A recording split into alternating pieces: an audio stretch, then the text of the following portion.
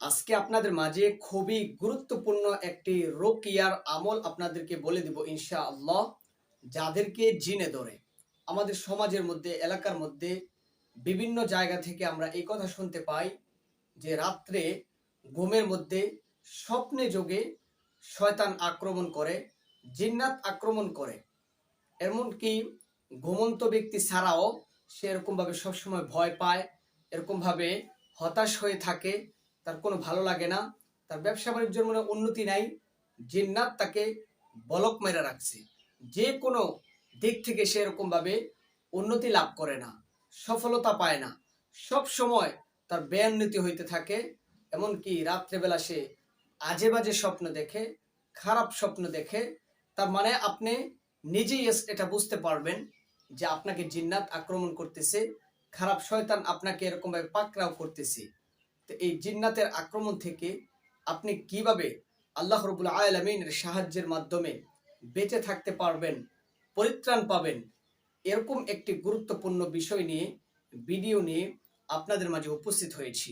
যারা এই সমস্ত আমলিয়াতগুলো প্রকৃতপক্ষে আল্লাহ এবং কোরআনের উপরে বিশ্বাস করে, যেহেতু কোরআনী রুকিয়া আপনাকে দান করব, আপনাকে বলে দিব, আপনাদের মাঝে উপস্থাপন করব, এই জন্য বিশ্বাসটাই হলো সবচেয়ে বড় জিনিস।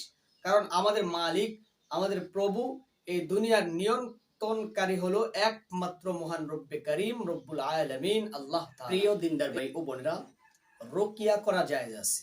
আপনি জারফুক করতে পারবেন কোরআন এবং হাদিসের মাধ্যমে। এটার নামই বলা হয়েছে রুকিয়া। কোরআনের আয়াত পড়ে এবং আল্লাহ রাব্বুল আলামিন আল্লাহ রসুলের মাধ্যমে যে সমস্ত দোয়াগুলো শিখিয়ে দিয়েছেন, এই দোয়াগুলো পড়ার মাধ্যমে জারফুক করা এবং রুকিয়া করা আমাদের সকল মুসলিমের জন্য এটাকে জায়েজ করে দেওয়া হয়েছে। এই জন্য আপনাকে এই কোরআনী রুকিয়ার উপরে বিশ্বাস রাখতে হবে।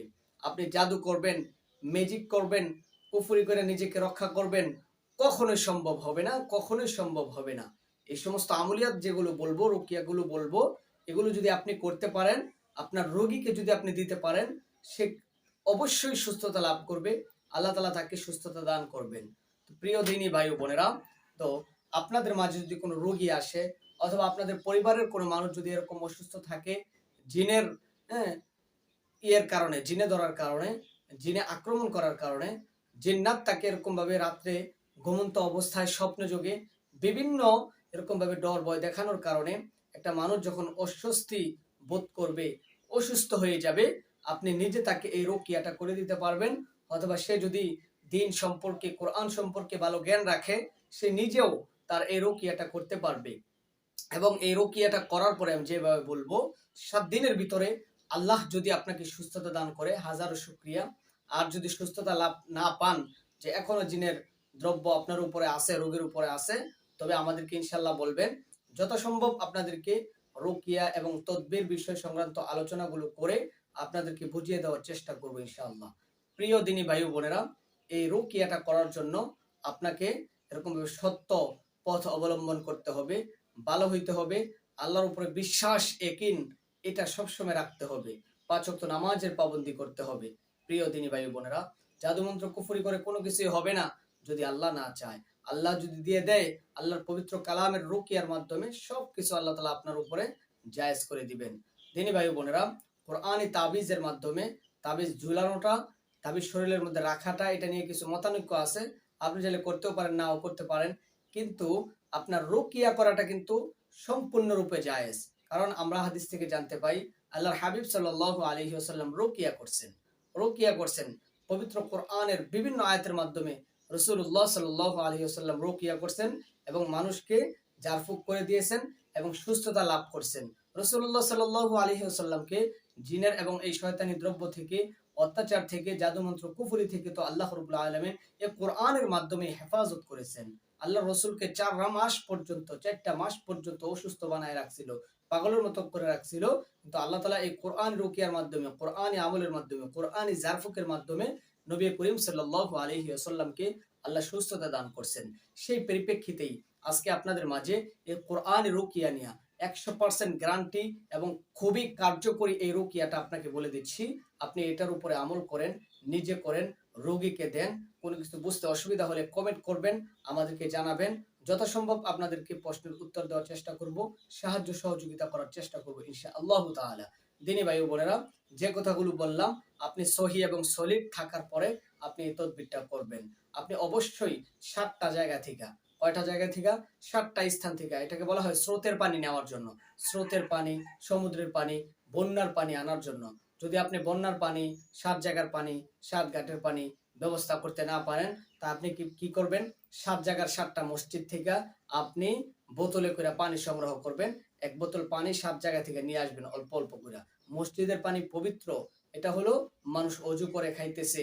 এটা হলো একটা পবিত্র স্থান। পবিত্র স্থান থেকে আপনি 7টা মসজিদ থেকে 7 জায়গার পানি ভালো একটা পাত্রের মধ্যে আপনার সামনে নিয়ে রাখবেন। এই পানিটার উপরে আপনাকে রুকিয়া করতে হবে। এই রুকিয়াটা আপনি কিভাবে পড়বেন? হ্যাঁ, সম্মানিত দিনদার ভাই ও বোনেরা, এই পেয়ালাটা আপনার সামনে রাখবেন, একটা জায়নামাজ বিছাই নিবেন।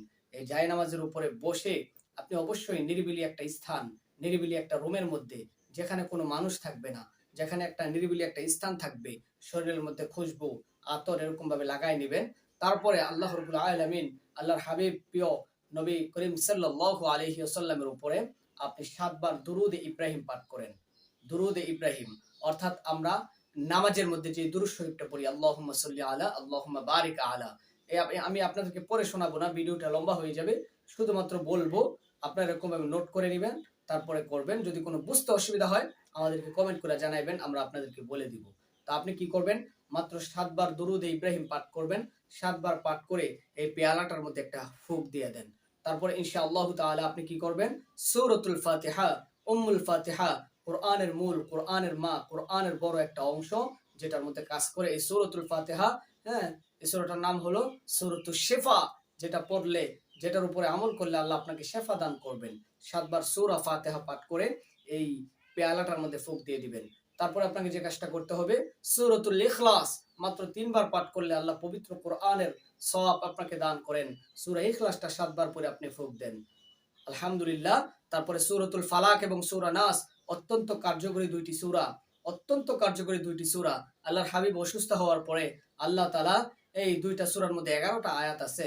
হ্যাঁ, কাফেররা যখন 11টা গিট্টু দিছিল রাসূলের চুলের মাধ্যমে, চিরুনির মাধ্যমে তাকে জাদু করা হয়েছিল, গিট্টু ওপেন করা হয়েছে এবং এই সূরার একটা করে আয়াত পড়া হয়েছে। আল্লাহ রাসূলকে সুস্থতা দান করেছেন। আপনি একটা সূরা, সূরা ফালাক 7 বার পড়েন, সূরা নাস আপনি 7 বার পড়েন, পরে পরে পানির মধ্যে ফুঁক দেন। আলহামদুলিল্লাহ। তারপরে আপনাকে যে কাজটা করতে হবে, সূরাতুল কাফিরুন, এই সূরাটা আপনি 7 বার পড়েন, এই পানির মধ্যে ফুঁক দেন। তারপরে আপনাকে যে কাজটা করতে হবে, পবিত্র কোরআনের একটি সূরা আছে সূরাতুল আ'রাফ। সূরা আ'রাফের 11 নম্বর আয়াত, 12 নম্বর আয়াত এবং 22তম আয়াত, এই 3টা আয়াত পরে এই পানির মধ্যে ফুঁক দেন। সূরাতে ইউনূস, সূরা ইউনূসের আপনি 80, 81, 82, 83 এই আয়াতগুলো পাঠ করে এই পানির মধ্যে ফুঁক দেন। একবারই পাঠ করবেন, তারপরে পানির মধ্যে ফুঁক দিবেন। সূরাতুত তাহা, সূরা তাহাটা বিসমিল্লাহ সহকারে আপনি 69 নম্বর আয়াতটা পাঠ করবেন, এই পানির মধ্যে ফুঁক দিবেন। আলহামদুলিল্লাহ। তারপর আপনাকে যে কাজটা করতে হবে, হ্যাঁ, মোটামুটি আপনার তদবির শেষ হয়ে গিয়েছে। তারপর আপনি আবারও দুরূদ শরীফটা 7 বার পাঠ করেন। আবারও কয়বার? আবারও 7 বার আপনি দুরূদ শরীফটা পাঠ করেন। এই দুরূদ শরীফটা পাঠ করে আপনি এই পানির মধ্যে ফুঁক দেন। বাস, আপনার এই তদবিরখানা হয়ে গেল। এই পানির রুকিয়াটা হয়ে গেল। এই পানিটা একটা বোতলের মধ্যে রাখবেন। প্রতিদিন যখন আপনি গোসল করবেন, গোসল করার সময় এই পানি থেকে হালকা একটু ঢালবেন। ঢাইলা আপনি যখন গোসল করবেন, এই পানিটা যেন আপনার বাহিরে পড়ে না যায়। এই পানিটা দিয়ে আপনাকে আরেকটা কাজ করতে হবে, কারণ এটা তো রুকিয়া করা, কোরআনের আয়াত এটার মধ্যে আছে। এই পানিটার মধ্যে, এই পানিটা যেন বিভিন্ন ড্রেনে, বিভিন্ন জায়গায় যেন চলে না যায়, এজন্য বড় একটা পাত্র অথবা বুলের মধ্যে দাঁড়াইয়া আপনি গোসল করবেন। হ্যাঁ, ইনশাআল্লাহ। এইভাবে 7 দিন আপনি গোসল করেন। 7 দিন অল্প অল্প করে পানি দিয়া, ওই পানি দিয়ে আপনি গোসল করেন এবং গোসলের অবশিষ্ট যে পানিটা আছে, এই পানিটা কোনো জায়গায় ফেলে দিবেন না। এই পানিটা নিয়ে আপনি গাছের গোড়ায়, ফুল গাছের গোড়ায় অথবা ফল গাছের গোড়ায় নিয়ে ঢাইলা দিবেন, যেন গাছ এই পানিটাকে খেয়ে ফেলে ইনশাআল্লাহ। এই নিয়মে তদবিরটা কইরা রোগীকে 7 দিন গোসল করতে দেন। আপনি যদি নিজে রোগী হন, আপনার আমাদের এই ভিডিওগুলো শুনে, ভিডিওগুলো দেখে, ইয়াকিন রেখে, বিশ্বাস রেখে আপনি এই রুকিয়াটা করে নিজের উপরে আমলটা করেন। আল্লাহ অবশ্যই জিনের যে প্রবঞ্চনা, জিন্নাতের যে আক্রমণ, জিন্নাত রাত্রে আপনাকে ঘুমন্ত অবস্থায় স্বপ্ন দেখায়, খারাপভাবে আপনাকে আক্রমণ করে, আপনাকে ভয় দেখায়, আপনি সবসময় অস্থিরতা, আপনার কোনো কাজের মধ্যে মনোনিবেশ নাই, আপনাকে আশিকি জিন এরকমভাবে নষ্ট করে রাখছে, এই সবকিছু ধূলিসাৎ হয়ে যাবে। কোনো জিন্নাত আপনার শরীরে থাকতে পারবে না, আপনার ধারে কাছে আসতে পারবে না এই কোরআনের রুকিয়ার মাধ্যমে। ইনশাআল্লাহ আপনি আমল করেন, যদি না হয় আমরা তো ইনশাআল্লাহ অবশ্যই আছি। আল্লাহ প্রত্যেকটা মানুষকে কোরআনে রুকিয়া, কোরআনে তদবির, কোরআনে আমল করে কোরআন সুন্নাহ অনুযায়ী শরীয়ত মোতাবেক নিজের জীবনকে পরিচালনা করার তৌফিক আল্লাহ দান করেন। আমিন।